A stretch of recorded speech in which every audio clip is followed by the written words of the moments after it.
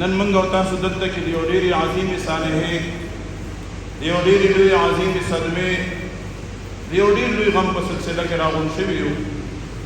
هغه لویه صالحه، لویه صدمه، لوی غم هغه زموږ ستاسو بهترین ماشومان بچي، زموږ ځوانان وروڼه او زموږ مشران ترونه او ماماګان زموږ او ستاسو نه د شهادت په شکل کې د دین اسلام د سربلندۍ او د نفاذ په جدوجہد کې راوتي.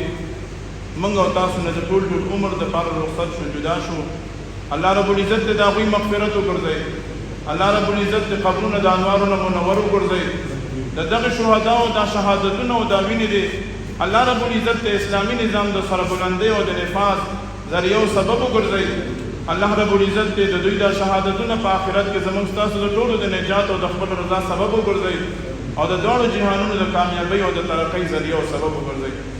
ای د باجوړ پښتنو، په دغه عظیمه قربانۍ باندې جمعیت علماء اسلام صوبه خیبر پښتونخوا تاسو ته خراج تحسین پیش کوي او تاسو ته سلام پیش کوي.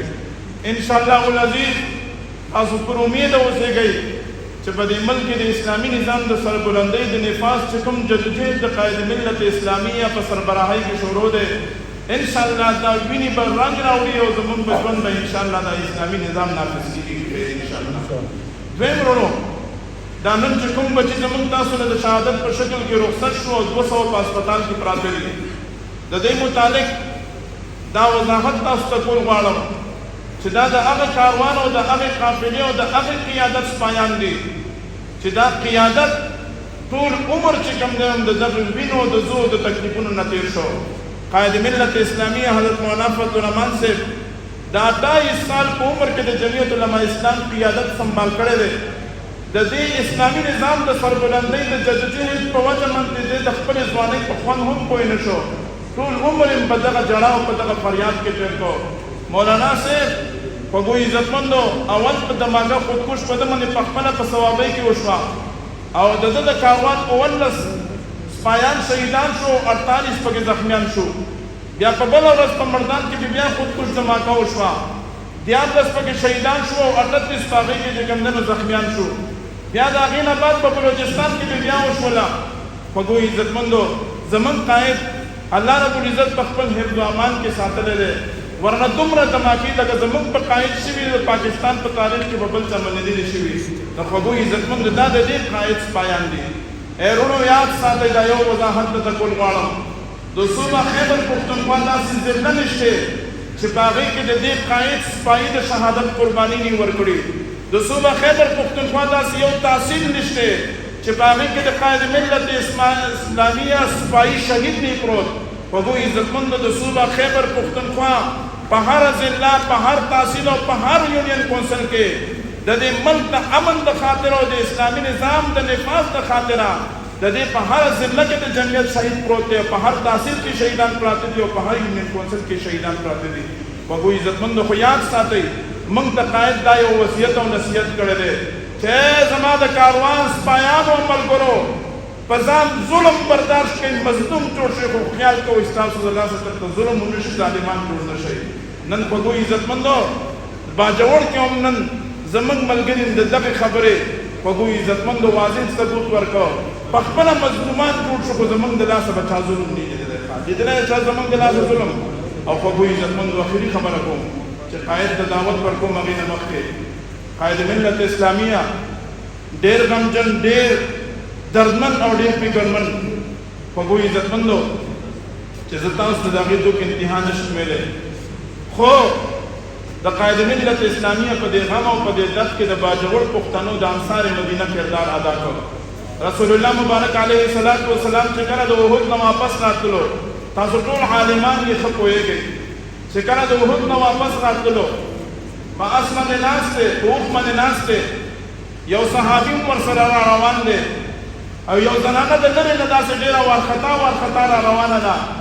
خوږو عزتمندو دغه صحابي نبي علیه السلام ته وایي یا رسول الله علیه السلام دا مخامخ زنانه چې وارخطا را روانه ده دا ما زما مور ښکارېږي، دا زما والده را روانه ده، ډېره وارخطا وه.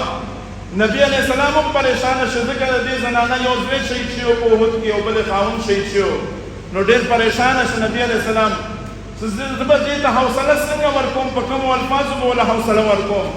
خوږو عزتمندو چې کله دغه زنانه د نبي علیه السلام خوا ته راورسېدله، خوږو عزتمندو نبي علیه السلام ورته فرمایي ای مورې ستا زوی د دین اسلام د سربلندۍ دپاره او د نفاذ دپاره او د هغې جدوجهد کې په احد کې شهید شو. دا ورته وایي خیر دی یا رسول الله علیه السلام. بیا ورته وایي ستا خاوند هم هلته شهید شو. دا ورته وایي یا رسول الله علیه وسلم خیر دی، شکر دی چې ته بچ شوې او ته په صحت کې او ته روغ یې، موږ دپاره دا ډېر لوی اعزاز دی. نبي علیه الصلاة والسلام ډېر خوشحاله شو، ورته وفرمیل ای مورې د شهداو کورونو ته ورشه، زما له خوا پیغام ویشه چې ستاسو کوم بچي د تاسو نه د شهادت په شکل کې رخصت شو، هغوی په جنت کې ستاسو انتظار کوي. وګو عزتمندو، نن د باجوړ خلکو خپل قائد ته په هسپتال کې د انصار مدینه کردار ادا کړنه. نن زمونږ د قائد خپې هسپتال طرف نه دلته چې زه خپل سپایانو د خپل بچي به په دې ټوکړي ټوکړي شکل کې څنګه وینم، او چې کله د خپلو بچو ته مخامخ شو، وګو عزتمندو هغوی ورته په جواب کې وویل وی خو شو موږ په دې ټوکړي ټوکړي بدن باندې نه یو خفه، قاعده چې ته ژوندی او ته راته په صحت پې موږ خوشحاله یو، موږ به بیا هم د دې باطل سره جنګېږو، موږ شاته کېدو والا نه یو.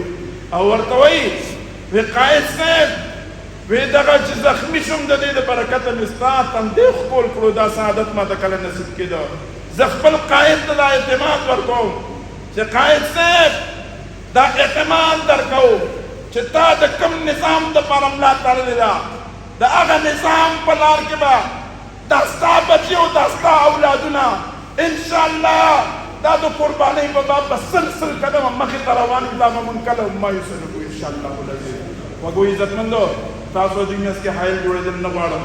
د قاعده ملت اسلامیه په خدمت اقدس کې زه درخواست کوم خو د هغې نه مخکې وګو عزتمندو، قاید صاحب وفرمیل چې زه د خپلو بچو لپاره د خپل طرف او د خپل جماعت لخوا چې کوم دی نو اعلان کوم د ټولو زخمیانو دپاره 3 لکه روپۍ او د ټولو شهداو دپاره د جمعیت علما اسلام لخوا د حضرت قاید صاحب لخوا 15 لکه روپۍ نغدې چې کوم دی نو دا دوی اعلان کوي. بعد دا په تورې دارو درمل او دغه خیرات او صدقه وګو عزتمندو دا ورته موږ چې کوم دی نو پیش کوو. د دې نه بعد قاعده ملت اسلامیه حضرت مولانا فضل الرحمن صاحب دامت برکات د مناریه په خدمت اقدس کې درخواست کوم چې هغوی د تعزیتي کلماتو دپاره سټیج ته تشریف راوړي.